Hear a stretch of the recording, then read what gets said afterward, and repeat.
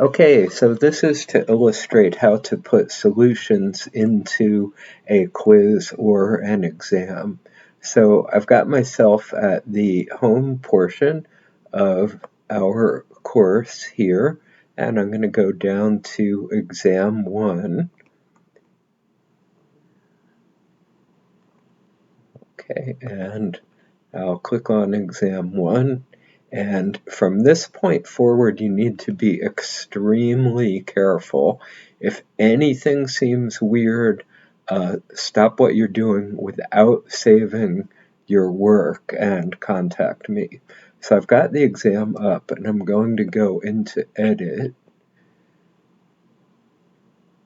And you're going to get at least one warning. Students have already taken the quiz or started taking it, and here's a similar warning there.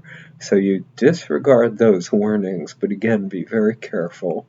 And you want to go to questions, and you can't show question details because we have more than 25 questions here. And all I need you to do is to put in the work for all of the ratios. So that's going to be the gap ratios and the market value ratios. So here we are. This is where the gap ratios, the financial statement only ratios, are put in. And let's start with that. So I'll show you how to do this for ratio 1, for example. So you go to the question in question, and you click on that little pencil. That pencil won't appear until your mouse is in the upper right corner. And then it says, what is ratio 1? And it has the answer, but it doesn't show the work.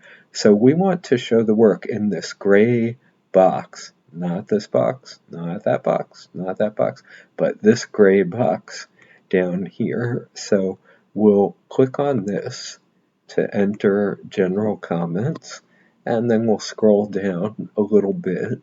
And the way I do this is I do my work in Excel, and before I paste in anything, I make sure 100% that I agree with the answer that's already posted. So in this case, the exact answer is 0.139, and the work that I got for that is exactly the same to 3 decimal places. So here's the work I did. So I'm just going to take this and copy it from Excel and put it in here. And I don't like the way that came in as an Excel cell. So I'm going to say Control Z. Control Z is the undo for Canvas in situations like this. And instead of doing Control V, which pastes in that Excel cell, I'm going to say Control Shift Z, and that didn't work. Control Shift V, rather, there we go. And now it comes in just as I've typed it. And that's pretty much all we need here. So I'm going to say done, and then second step is I've got to say update question. Unless you do both of these things, the work will not be done. And then if you want to double check that this went in the way it should have, there's the work that we did. And now that I know I've already updated the question, I can say cancel. All right, so let's see what we've got here. So I did ratio 1 for you, and you see here, this is what's called a group. You see this big box that has a bunch of other boxes inside it. So you definitely do not want to touch the group. What the group does here is I have 2 margin ratios, and it sets it up to, for each student, randomly pick one of the margin ratios for them to compute. So you never want to mess with the group, but you go right to ratio 2 and click on that, and then you'll see exactly what we saw for number 1. Oh, this is a good one to see. So you might see some numbers that are in there already. You want to completely disregard those. You, in fact, want to erase those completely because those are from a prior semester.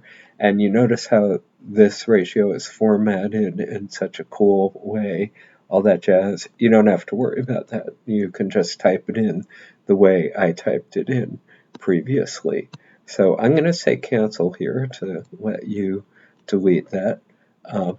And just make sure that you get all the ratios, that you don't skip any.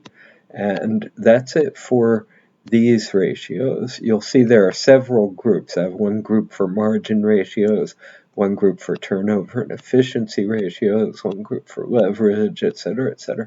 So never mess around with the groups, just worry about the individual questions. Don't need to worry about any of these concept questions. We're only worried about numerical answers and only for these 2 sets of ratios. So here's the second set of ratios. So I need you to put in the work for ratios A through E. And here they are. And again, don't mess around with the group, just hit the individual ones.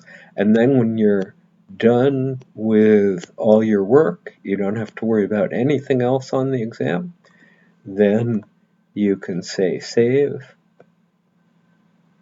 And you need to say save, of course, otherwise none of your work will be checked. And then what is good practice at this point is to go back in and edit, go to questions, and just quickly, and again very carefully, check your work to make sure that everything you think you did was actually done. So I'm going back to question 1 to make sure, yep, that's there. And this second time around, assuming everything is perfect, I can say cancel. If you have to make changes, if you forgot something, then you'd want to save it again. And that's it. It's that simple. So if you have any questions, please call me or text me so we can get this done as quickly as possible. I do need this done by Monday, end of day. And with that, I'll say thanks a lot and end the recording.